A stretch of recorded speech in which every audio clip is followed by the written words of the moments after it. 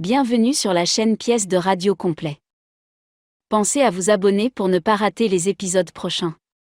Elle recula devant ce sang qu'elle croyait voir, la tête rejetée en arrière, la bouche entr'ouverte, dans la dure tension de l'extase. Les pouces retournés, presque épileptiques, de terreur. Néel, déchirée par cette voix qui n'était plus celle de Calixte, fit un mouvement pour l'éveiller de ce sommeil, plein d'épouvante pour elle et d'épouvantement pour lui. Il avait peur que devant cette formidable vision dont elle était la victime, elle ne tombât à la renverse et ne se brisât la tête sur le sol. Mais l'abbé Méotis, monté à un diapason de force surhumaine par l'émotion et par ce qu'il entrevoyait au fond de ce poignant spectacle, prit le bras de Néel. Arrêtez, monsieur, arrêtez. Une seconde encore. Tout en reculant, elle se dirigeait lentement vers eux, sans se retourner, fascinée par la vision terrible. Ah! Tout ce sang va m'atteindre! Et elle releva, avec l'égarement de l'effroi, sa longue robe traînante, comme si ce sang persécuteur, filtrant à travers les rainures du parquet, formait une flaque autour d'elle. Mon Dieu! Mon Dieu! De quoi suis-je coupable pour que votre sang me repousse ainsi de votre croix? Oh, le coupable, ce n'est pas elle. Et sans doute, pour ne plus voir plus longtemps ce sang acharné qui grossissait à ses yeux pâmés comme une trombe, elle plongea la tête dans ses mains. Et elle l'en retira avec un de ces cris, comme elle en poussait quelquefois, qui traversaient l'épaisseur des murs et allaient glacer la moelle des os de ceux qui passaient sur la route. Je saigne donc moi aussi. Mes croix saignent donc toutes. Hagarde, elle regarda ses deux mains, dont elle écartait les doigts avec un geste sinistre, comme si elle eût senti ruisseler dans ses paumes le sang de la croix qu'elle portait gravée sur son front. Et son impression devint si forte qu'elle tomba, enfin, de sa hauteur. Mais Néel, en la recevant dans ses bras, l'éveilla. Ses yeux perdirent leur fixité éblouissante. Ils ne s'ouvrirent pas puisqu'ils étaient ouverts, mais ils s'emplirent de tous les afflux de la vie. Sa joue glacée tiédit, et la pudeur y alluma sa rose quand elle s'aperçut ainsi dans les bras de Néel, qui, lui, eut l'amour de les détacher autour d'elle lorsqu'elle fut un peu raffermie. Pardonnez-moi, Calixte. J'ai assez souffert depuis 5 jours que je tremble de vous avoir tué. On ne peut plus me tuer. N'est-ce pas, monsieur le curé, que jusqu'au jour où je dois voir mon père avec vous à l'autel, chantant sa première messe dans l'église de Néou, il m'est impossible de mourir. L'abbé, absorbé dans le souvenir de la scène dont il venait d'être le témoin, ne lui répondit qu'en inclinant la tête. Vous ne vous rappelez donc pas, mademoiselle, ce que vous avez enduré dans cette crise, pendant laquelle nous avons cru, nous, que vous aviez tant souffert? Mais non. Je ne me souviens absolument de rien. Je me sens seulement à bout de force, brisée comme toujours, lorsque j'ai subi l'action de ce mal, qui n'en est pas un pour moi, mais pour les autres, qui l'inquiètent et effraient, et mon père plus que tout autre. Je vous ai donc causé une peur affreuse, cher Néel, puisque monsieur le curé et vous n'osez pas me dire ce que j'ai été pendant cette crise. Néel laissa la question sans réponse. Il était accablé de ce qu'il avait vu. Oh, il ne doutait pas, lui. Il avait reçu le foudroyant aveu de Sombreval sur le chemin de la Censurière. Ce secret qu'il était obligé de garder comme il avait gardé le secret de Calixte. Il savait contre qui les croix avaient saigné. La jeune fille n'insista pas. L'adorable sacrifié respecta le silence qui s'était établi dans le salon du Canet. Mon père, je vous ai fait part de mes tourments dans le secret de ma confession. Vous savez combien les étranges révélations de cette vieille femme que l'on nomme la Malgaine ont été confirmées par la vision surnaturelle de mademoiselle Sombreval, dont je fus le témoin. Oh, ce souvenir s'enfonce chaque jour un peu plus dans mon âme, comme une brûlure s'enfonce dans les chairs, car il y a l'offense faite à Dieu. Je ne puis supporter l'idée de la profanation du corps et du sang de Jésus-Christ par un hypocrite qui mépriserait intérieurement la singerie de ses mains et de ses paroles et n'en viendrait pas moins, tous les matins, jouer son infâme comédie sur l'autel. Cela me pénètre d'horreur comme vous, mon fils. Cette hostie descendant quotidiennement dans la poitrine d'un athée, devenu d'apostat un tartuffe tranquille et monstrueux, c'est l'outrage le plus grand que l'on puisse faire au Christ. C'est à moi d'empêcher ce crime. Et comment, mon fils? En laissant pénétrer doucement la fatale lumière dans les yeux de la fille aveugle. Puis, ses yeux dessillés, de la jeter entre son père et Dieu. Je vous plains, mon ami, car vous devrez concilier la charité qui épargne les souffrances et sauve la vie, et le respect adorateur, qui ne saurait admettre que Dieu soit si horriblement offensé. Je mesure assez, mon père, combien ma tâche sera ingrate, douloureuse, mais je la mènerai à son terme, comme le chirurgien qui coupe sans pitié dans les chairs vives.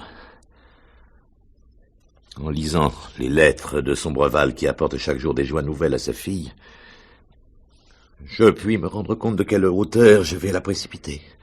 Au premier mot qu'elle comprendra, qui devrait être cruellement clair pour qu'elle en saisisse en son entier le sens. Cela sera d'autant plus douloureux que dans l'immense illusion qu'entretient en elle son père, cette fille d'affliction éprouve en ce moment le premier bonheur qui tombe sur son cœur consolé, la première respiration du soulagement sous l'oppression de toute sa vie. Oh, quand il lui arrive de me révéler cela,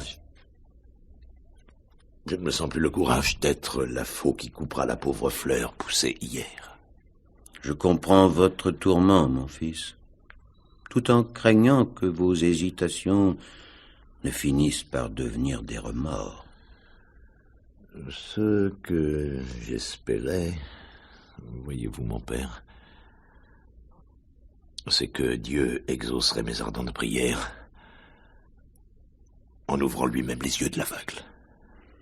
S'il ne l'a pas fait, ne le prenez pas pour un abandon. Le Seigneur qui, dit-on, mesure le vent aux agneaux tondus, envoie parfois aux écorchés la bise cruelle. Mon père, ma croix est lourde, tellement qu'il m'arrive de me demander si je pourrais la porter jusqu'au bout. Ma santé s'altère en ces luttes entre ma conscience et mon cœur. C'est vrai que vous avez changé, mon enfant. Je vous trouve amaigri. Vos cheveux ont blanchi sur les tempes. Tous vos vieux amis s'en affligent. Mais ils savent aussi que vous remplissez avec vaillance vos devoirs de prêtre, que vous vous y montrez aussi dispos, aussi prompt et prêt à bien faire. Je suis sûr que le sentiment de l'auguste et immense fonction que vous remplissez à l'autel vous redonnera les forces qui vous sont nécessaires. Oh, je le souhaite, mon père. Car trop souvent, les quelques fidèles qui viennent sur semaine faire leur visite au Saint-Sacrement me trouvent dans mon église morne et abattu. Je vous le répète, mon père, jamais charge d'âme ne m'a paru plus lourde à porter que celle qui pèse sur ma conscience. Cette charge de l'âme d'un aussi grand pécheur que Sombreval, par-dessus laquelle Dieu a encore mis, pour qu'elle pesât davantage, le poids de cette fille innocente. Ah, je n'ai pas le courage de devenir son bourreau. N'avez-vous pas eu la pensée d'aller à Coutances et de vous jeter aux pieds de M. Sombreval pour le détourner du dessein sataniquement magnanime que cet homme profond a osé concevoir par amour de son enfant, qu'il est en train d'exécuter avec l'obstination d'un Lucifer? Cela m'est venu à l'esprit, en effet. Mais comment faire? Les communications sont difficiles. Coutances est trop éloigné. Et puis pour aller de Néou à Coutances et pour en revenir, il faut plusieurs jours. Qui veillerait sur la paroisse? Ferait le catéchisme aux enfants, assisterait les malades, donnerait le viatique aux mourants. Je n'ai pas de vicaire, donc personne pour me remplacer. Que n'écrivez-vous à M. Sombreval? Je l'ai fait, mon père. En essayant d'y mettre toute ma persuasion, toute ma foi, en le repentir de cet homme. Et que vous a-t-il répondu? Oh. Des paroles dans lesquelles il attestait la sincérité de sa conversion. Une imposture de plus, ajoutée à cette pyramide d'imposture dans laquelle il s'engloutit. Alors je n'ai plus supplié. Je me suis fait accusateur, le menaçant de la colère de Dieu. Je lui ai raconté la vision de sa fille, dans toute son horreur, convaincu de l'avoir terrassée. Eh bien, hélas, Sombreval ne se démentit pas. Non. Il me répondit avec l'humilité d'un pénitent qu'il a bien mérité qu'on le considérât comme un hypocrite et qu'on pensât de lui tout ce qu'il y aurait de plus horrible et de plus honteux. c'est bien là de l'impénitence finale, l'obstination d'un damné. Contre cette obstination, tout se brisera. Il n'y a pas de ressources. Nul moyen d'empêcher la consommation du crime tramé contre Dieu, si ce n'est de dire à votre pénitente la vérité. Le Sauveur vous dictera le moment de le faire et vous assistera. J'en suis persuadé, mon fils.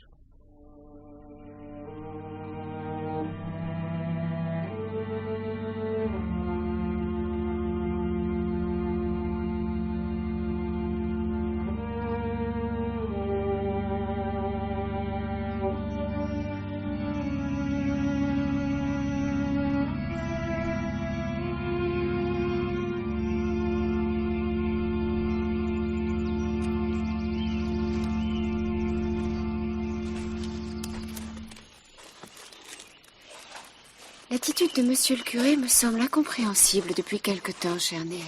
Et pourquoi, Calixte? Il ne me parle plus jamais de mon père. Et quand, sous l'impression des lettres qu'il m'envoie, je lui parle de cette grande foi revenue, de ce magnifique repentir qui fait plus que de laver l'âme qui a péché, mais qui la glorifie, l'abbé garde le silence. Oh, Calixte, que vous répondre? Vous n'êtes pas un peu fatigué? Voulez-vous que nous nous asseyions sur le talus? Mais non, Néel, je me sens très bien. Bon. Marchons encore un peu. Bien. Cette journée d'automne n'est-elle pas magnifique? C'est vrai. C'est une joie pour moi que de la vivre à vos côtés. Néel, qui avait assisté à la vision de Calixte et qui savait à n'en pouvoir douter combien cette révélation était vraie, entrevoyait l'état d'âme du malheureux prêtre. Et sans l'avouer à Calixte, il s'en inquiétait. Il tremblait quand l'abbé Méotis était au Quesnay, mais il tremblait davantage quand il voyait la jeune fille entrer dans le confessionnal. Il craignait aussi l'amalgame. Et il l'évitait quand il la rencontrait. Ce qu'il n'avait pas voulu dire à Calixte, elle pouvait le lui dire. Et c'était là un autre et incessant sujet d'inquiétude. En somme, il n'avait jamais été aussi malheureux. Lorsqu'il lui arrivait de se retrouver seul dans sa chambre à Néou, il passait de longues heures devant son journal, où il consignait ses pensées. L'espérance conçu un moment, de voir Calixte renoncer à son vœu, s'est évanouie. Elle ne m'aime pas plus qu'elle ne m'a jamais aimé, quoique le chagrin que mettait en son cœur son père se soit dissipé. Moi, au contraire, je l'aime chaque jour davantage. Quand la passion a goûté une fois à ce qu'elle désire, c'est comme le tigre qui a mis sa langue au sang. Il faut qu'il en boive. Il faut qu'il en fasse couler des torrents à travers son vaste gosier, allumé comme un four. Mais pourquoi me laisserais-je aller au désespoir et à la colère? Il suffit qu'elle me regarde de ses grands yeux purs pour qu'aussitôt je me sente apaisé. Je n'oublie jamais que dans un de mes accès de violence, j'ai failli tuer Calixte et que je l'ai précipité dans cette crise affreuse. Et la voilà heureuse maintenant. Ah, que dirait son père s'il pouvait la voir comme il adorerait son mensonge. Le remède qu'il cherchait pour la guérir, peut-être l'a-t-il trouvé seulement en la rendant heureuse. La vie lui vient. C'est la vie qu'elle n'avait pas qui la rend si belle. Et jamais cette vie ne sera à moi.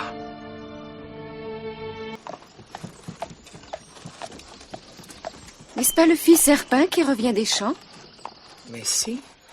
Bonjour, mademoiselle. Bonjour, monsieur Néel. Bonjour, Herpin. Bonjour. Quel temps pour la chasse, n'est-ce pas, monsieur? Eh oui.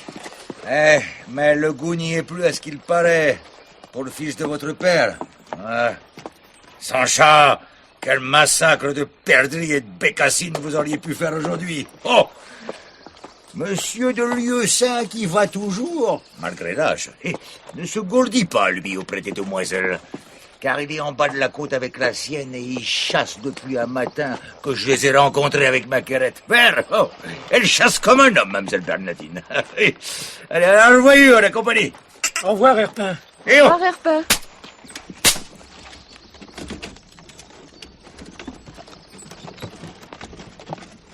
Il a raison.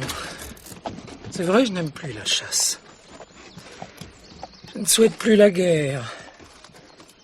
Je ne pense plus à tout ce qui m'a tellement passionné autrefois. Oh, Calixte. L'amour de ma vie et de mon rêve. Vous savez ce qu'ils sont à présent. La jeune fille ne répondit pas, mais elle le regarda. Il y avait dans ses beaux yeux navrés l'inutile pitié des êtres qui se sentent aimés et qui ne peuvent rien contre ce bonheur irréparable. Prends sur toi, ma Bernardine, sois courageuse. Voici Néel et mademoiselle Sombreval. Il n'y a pas moyen de les éviter. Hélas, non. C'est monsieur de Lieusaint et sa fille. Ils nous ont vus. C'est à vous d'aller au-devant de Néel. Il y alla. Il salua, non sans embarras, Bernardine et son père, qui l'accueillit avec sa familiarité accoutumée, mais qui ne lui prit pas la main. Il est vrai que la sienne, couverte d'un gant de chamois, soutenait le poignet tremblant de sa fille, dont le bras était passé sous le sien. C'est mademoiselle Sombreval avec qui vous vous promenez, mon cher Néel? Je me rappelle trop son hospitalité pendant que vous étiez blessé au Kenney, pour ne pas la saluer. Je lui demandais ses nouvelles. On dit qu'elle va mieux. Mais oui, beaucoup mieux. Bonjour, mademoiselle. Bonjour, monsieur. J'ai appris avec bonheur la grande résolution de monsieur votre père, dont il est tant parlé dans tout le pays. Les prêtres de toutes les paroisses le citent dans leur chair, comme un exemple de conversion inespérée et de repentance. Je n'ai pas oublié la grâce de votre accueil, mademoiselle, et ce vin de Tokay que vous nous avez versé à mon compère le vicomte Ephrem et à moi, d'une main si charmante. Eh bien, mademoiselle, puisque je vous rencontre aujourd'hui, permettez-moi qu'en souvenir de ce vin de Tokay, qui valait mieux que tout ce que je puis vous offrir, je vous fasse hommage de notre chasse. Comment vous remercier, monsieur de Lieusaint? Votre attention me touche profondément. Si vous ne retournez pas au Quesnay avec nous, nous allons à Néou, je viderai ma carnassière chez votre fermière, pain, en passant. Nous continuons encore un peu notre promenade, Néel et moi. En ce cas, comptez sur moi. Et n'oubliez pas, Néel, que ma maison vous est toujours ouverte. Oui, merci. À bientôt, j'espère. À bientôt. Allons, Bernardine. Mon Dieu, Néel. N'avez-vous pas été frappée de constater combien mademoiselle de Lieusaint a changé? Elle est aussi pâle que moi. Rien n'est plus triste que la mélancolie des êtres qui ont été créés pour la joie.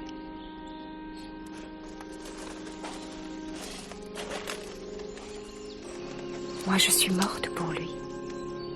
Je suis mariée à Dieu.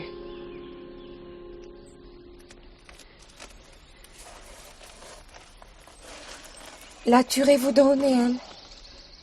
La tuerez-vous sans profit pour vous et pour une autre? Pour le plaisir aveugle et cruel de tuer une jeune fille qui vous a choisi et que vous aviez choisi, qui a mis sur votre parole sa vie et son cœur, qui est presque votre femme, chère Néel. Car le consentement des pères, c'est le mariage devant Dieu. Je vous en prie, Calixte. Ne me parlez pas de Bernardine, je ne l'aime plus. C'est vous qui l'avez chassée de mon âme. Vous ne voulez pas que je la haïsse. Ne me la faites pas détester.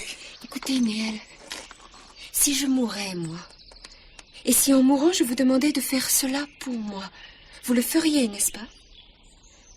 Eh bien, mon ami, je suis morte. Dans quelques mois, au plus 1 an, le cloître m'aura prise comme une tombe. Non, ne dites pas cela, Calixte. Oh, vous morte. Je mourrai. Et vous enfermer derrière les murs d'un cloître. Ce sera comme si vous étiez morte. Souvenez-vous de ce que la Malgagne a dit. Nous serions mariés dans la mort. Elle se tut au ton qu'il avait pris. Elle en fut frappée. Un peu de rose passa sur ses joues. Quelque chose de moite dans les yeux. Pour la première fois, elle sentait la résistance, la fermeture, l'endurcissement qui se levait contre elle dans cette âme dont elle était la souveraine. Obéie jusque-là, toujours. Elle trouvait là un Néel sombre, contracté, colère qu'elle ne connaissait pas et dont l'accent lui montrait que rien n'est fauve comme un homme qui défend son amour, même contre la femme aimée qui veut qu'on le lui sacrifie. Et elle n'insista pas.